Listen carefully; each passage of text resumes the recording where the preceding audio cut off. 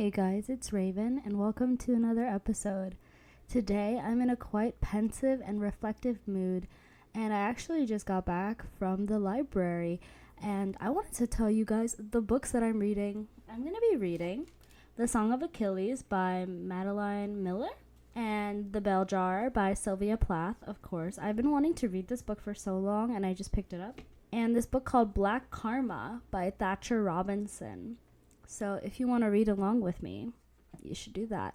And the reason I'm bringing this up is the way that I started reading is because of treatment. And that is today's topic is my times in Grippy Sock jail.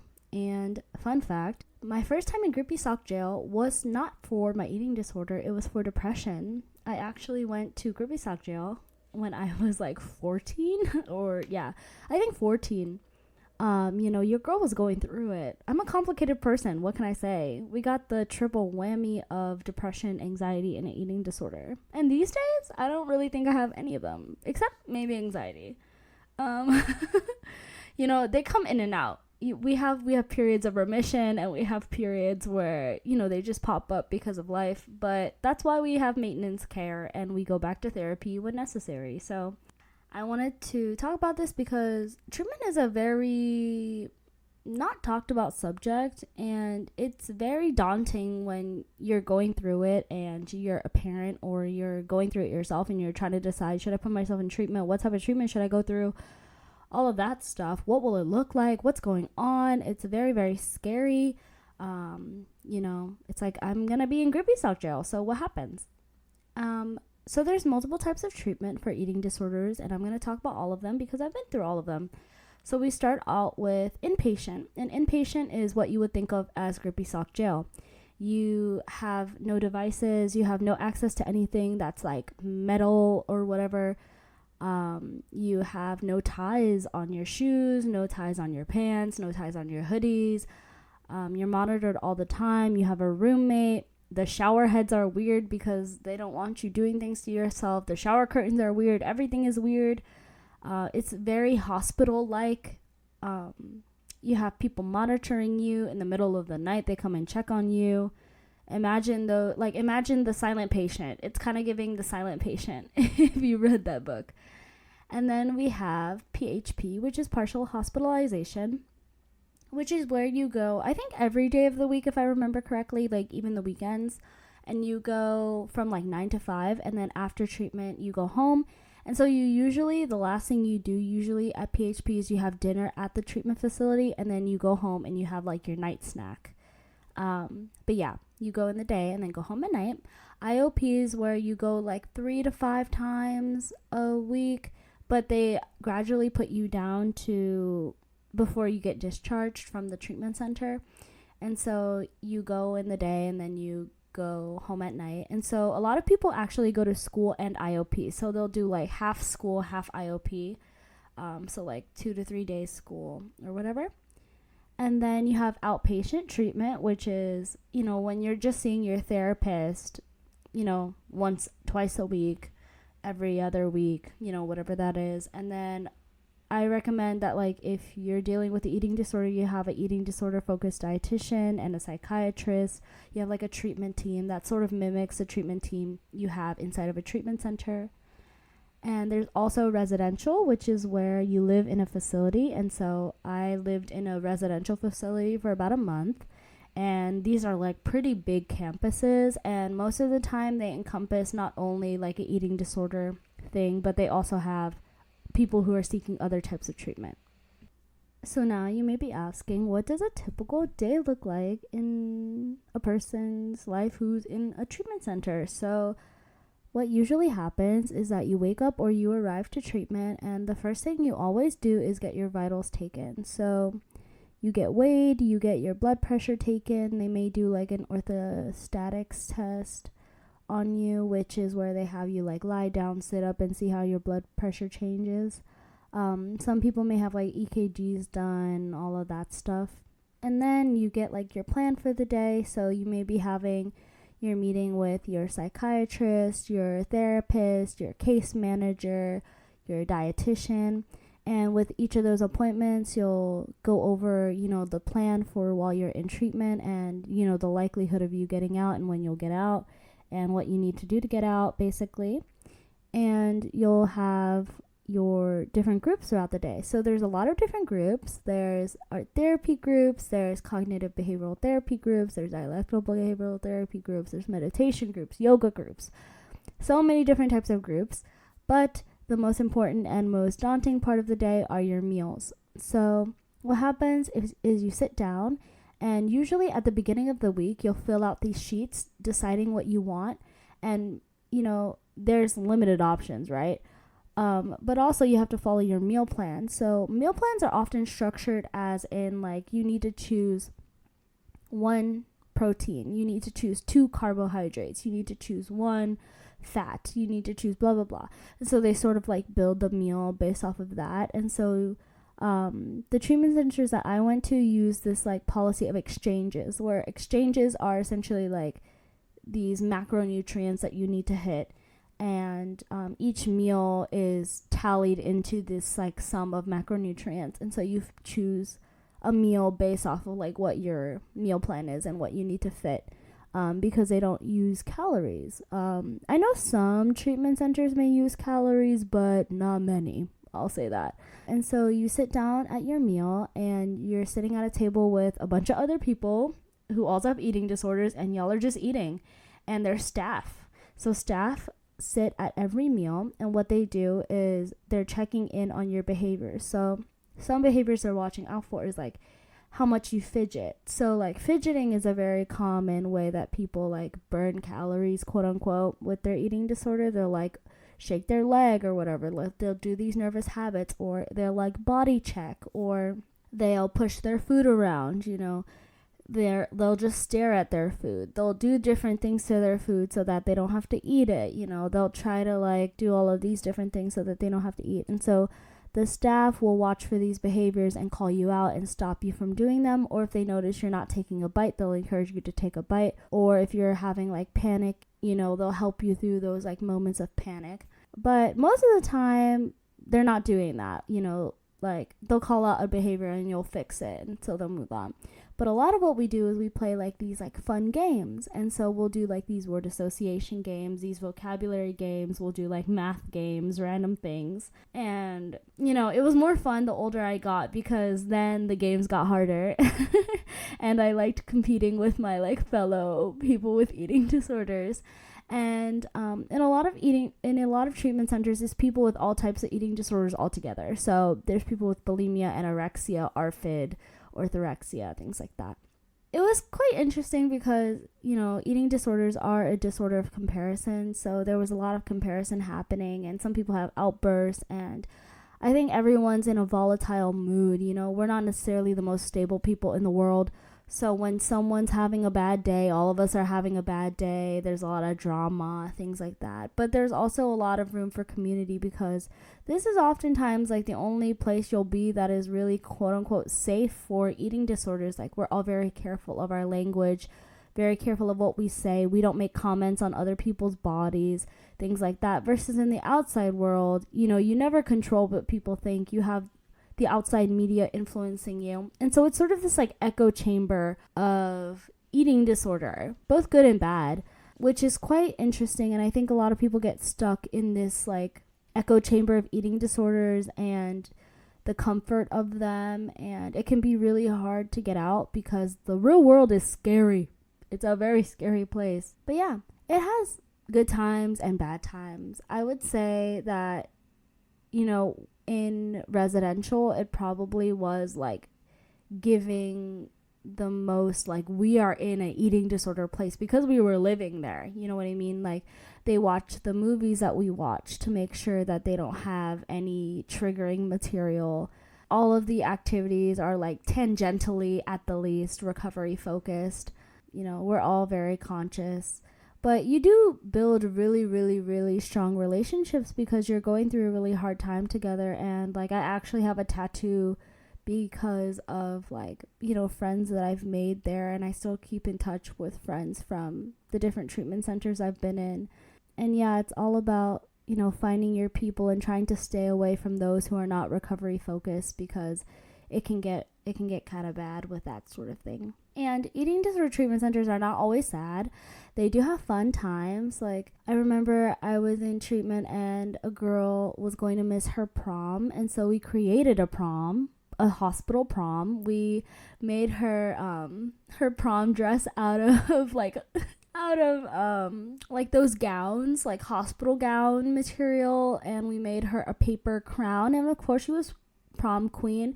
And we had a very short dance session because we're not really allowed to dance, because that's that's a lot of movement.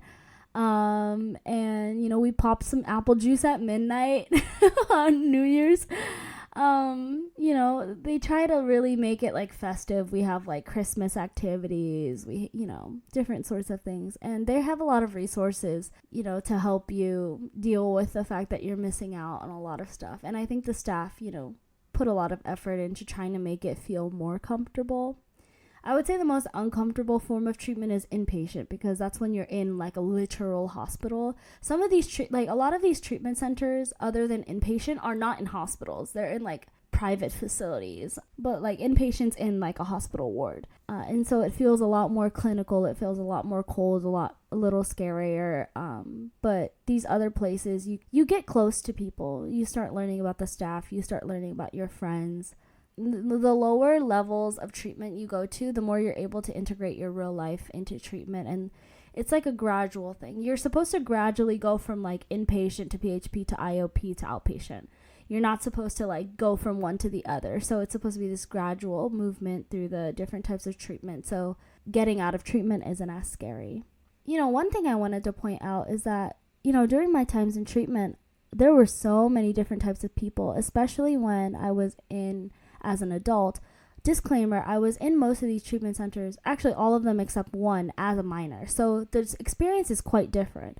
When I was an adult, there were so many people of different ages, of different backgrounds, different everything. And I think it just shows like the diversity of eating disorders, and that like, it is a real thing that people struggle with for a very long time. Like, there was a woman in her 60s, and she's been dealing with the eating disorder for most of her life. And so, I think it really shows, that it is such a serious disorder and that it should be addressed. It's not like a monolithic population whatsoever.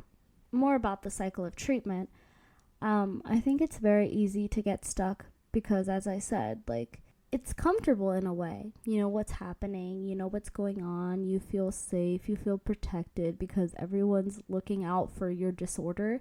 But when you go out into the real world, it's like, oh, now I have to go to the grocery store. Oh my gosh, now I have to pick out what I'm going to eat rather than like choosing from this sheet. I can't just walk down the hall and see my therapist or my dietitian whenever I want. And that can be like a really scary thing to transition to, but it is worth it. And a thing I wanted to point out is that for me, treatment was really helpful in the sense that, like, I think I would have died if I wasn't put in a treatment facility. You know what I mean? Like, I was getting force-fed Cheerios type of ish, I needed to be put down. I needed to be locked down. I needed to be strapped into my bed. But I think that for my actual healing process, the way that treatment works and like the group therapy and stuff wasn't necessarily for me. Like, I felt like I really needed like an individualized way of treatment. I thought a little bit differently. I was very defiant. Like, only one therapist was ever really able to break through to me, and she really held me down all those years. And I didn't find her through treatment. I found her like outside. And so I think it's very much like you have to try different treatment centers. You have to look into the different treatment centers and the way that they go through treatment, because not every facility is the same.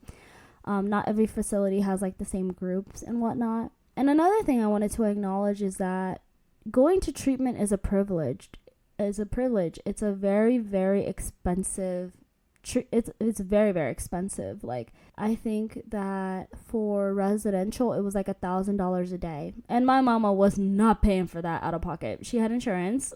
So look into your insurance policies if you're sick before you go to treatment. But I think if you want to go treatment and if you need to go to treatment, but you're unable to afford it, I think looking into their ways, like their programming, and trying to reflect that through like your outpatient therapist. So if you think that CBT will be very, very helpful, see an outpatient therapist that does CBT, and that will dramatically decrease the cost. You know what I mean? You know, look into different insurance plans that might cover your therapist, your dietitian, things like that. But again, like receiving treatment it's a very, very financially stressful thing, and luckily my mom had the insurance to be able to cover it, but she still had to cover like my outpatient dietitian from pocket, like out of pocket. And like I just want to acknowledge that, and not everyone is going to be able to go to treatment. So I think like looking into online support groups, you know, listening to this podcast, shout out to me, and you know, you can look up these therapy modalities, you can look up these coping mechanisms online, and you know, try to work through them yourself, or you know, do workbooks. You know, most people do not only go to treatment once and they're good forever. Like a lot of people go to treatment over and over again, and that does not mean you're failing. It's just a very, very hard disorder to deal with. Like eating disorders take years to recover from, so try not to be hard on yourself. And I think that a really important piece is trying to build a support network outside of treatment to, you know, keep you grounded, and to make sure you don't get stuck in that like cycle of treatment, and that you have a life that you want to go back to.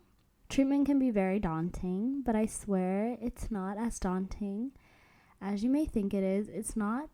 It's a place where you can really address how you're feeling, and it's really nice to be able to take out the distractions from the outside world, like not have social media in your ear all the time, and to really be able to just like think.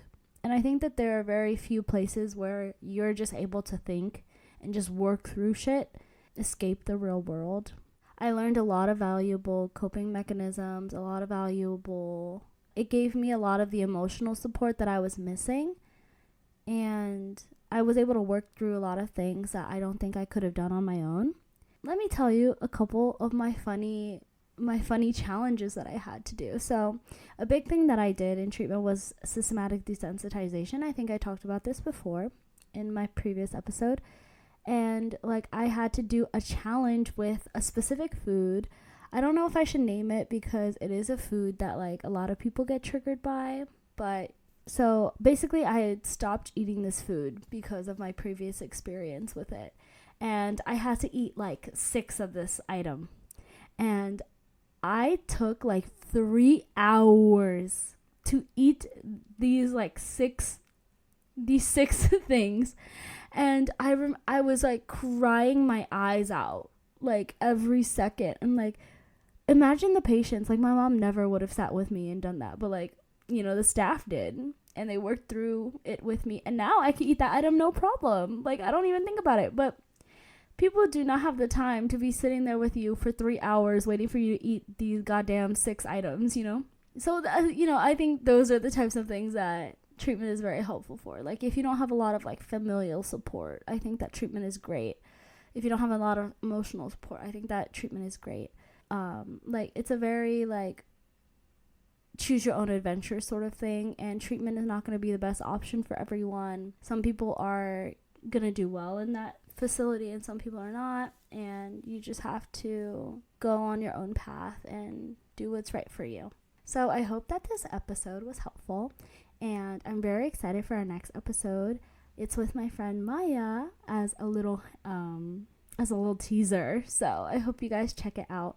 And I wanted to start plugging my social media and my email and all of that. So if you're interested in being a guest, you can email me at tmbtmibut@gmail.com. That's tmbtmibut@gmail.com. And follow us on Instagram at tmb_tmi_but on Instagram. Or you can follow my personal, which is raven.foster. If you want to be a guest, just DM us, email us, and we can get you on the show. And yeah, also rate us on Spotify so that, you know, people will see us. We're also on YouTube now. The title is the same as the podcast title, and I'm trying to get us on Apple Music. I'll let y'all know when I get us on there. I hope to see you guys next week. Bye-bye.